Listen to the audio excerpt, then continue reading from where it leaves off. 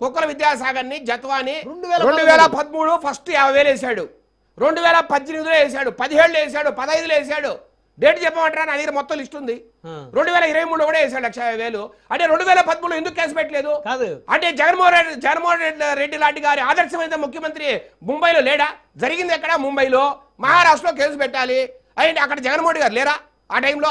ఇట్లాంటి గొప్ప వ్యక్తి లేడా? ఇట్లాంటి ప్రజల కోసం కాదు సార్, ఇట్లాంటి జిల్లాకు సంబంధించిన వ్యక్తి ఆయన.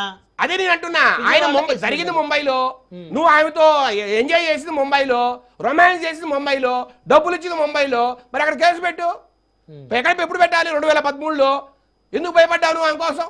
ఏమైంది? ఆమె ఏమైనా పెద్ద పూలందేవా? బందిపోటు డానా? లేకపోతే ఏమైనా పెద్ద ఐపీఎస్ ఆఫీసర్ కూతురా? ఒక వైద్య విద్యార్థి అండి, ఒక మెడికల్ స్టూడెంట్. ఆమెకి ఎందుకు నువ్వు భయపడేది కేసు పెట్టడానికి? నిజంగా నిన్ను బెదిరించింటే నువ్వు ఇంత బిజినెస్ పర్సన్వి, నువ్వు ఎందుకు కేసు పెట్టలే ఆ రోజు? ఎందుకు 10 సంవత్సరాలు కామ్గా ఉన్నావు?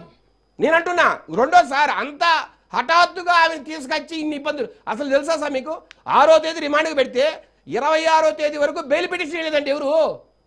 బెయిల్ పిటిషన్ వేయడానికి వాళ్ళు కనీసం లాయర్ని పెట్టుకునే పరిస్థితి. కారణం ఏంటంటే సెల్ ఫోన్లు లాగేసుకున్నారు, ఎవరితో కాంటాక్ట్ చేయడానికి లేదు. అంటే 20 రోజుల పాటు బెయిల్ పిటిషన్ హరించారు. కాబట్టి సార్ అసలు మీరు జీవో చదవండి. ఐపీఎస్ అధికారులను సస్పెండ్ చేయడానికి ప్రధాన కారణం ఎఫ్ఐఆర్ లేకుండా నిబంధనలు తొంగలో నొక్కి మీరు ఓవరాల్ గా ఇన్స్ట్రక్షన్ తీసుకొని ఫ్లైట్ టికెట్లు బుక్ చేసుకొని సార్ మార్నింగ్ కేసు పెడితే కనీసం 3-4 రోజులు విచారణ జరగాలి. సార్ ఎమ్మెల్సీ అనంతబాబు కేసులో ఏం జరిగింది సార్?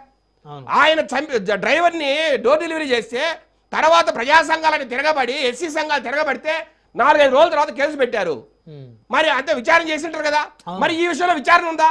పొద్దున కేసు పెడితే 3వ గంటకి ముంబైలో విషయాలు ఉంది సార్. నేను అంటున్నా సార్, ఇప్పుడు సత్యం జిందాల్ గారితో మాకు అవసరం ఏంటి? ఆయన పెడితే స్టీల్ ఫ్యాక్టరీ పెడతాడు, లేకపోతే ఇంకోటి వచ్చి పెడతాడు. మాకేమవసరం సత్యం జిందాల్ గారితో? అవసరం లేదు, అవసరం ఉన్న వాళ్ళకి సార్ నేను అదే అంటున్నా. చంద్రబాబు నాయుడు గారు కావచ్చు, లోకేష్ కావచ్చు, లేకపోతే మన లోకేష్ గారు కావచ్చు, లేకపోతే పవన్ కళ్యాణ్ కావచ్చు, మాకేం అవసరం సార్? మాకు లక్ష్మీ మిట్టల్ లాంటి పెద్ద పెద్ద బిజినెస్ పీపుల్ వచ్చి డబ్బులు పెడతారు ఇక్కడ. ఈయన కాకపోతే ఇంకోటి వస్తాడు. సురేష్ గారు కంక్లూజన్ ఇవ్వండి సార్.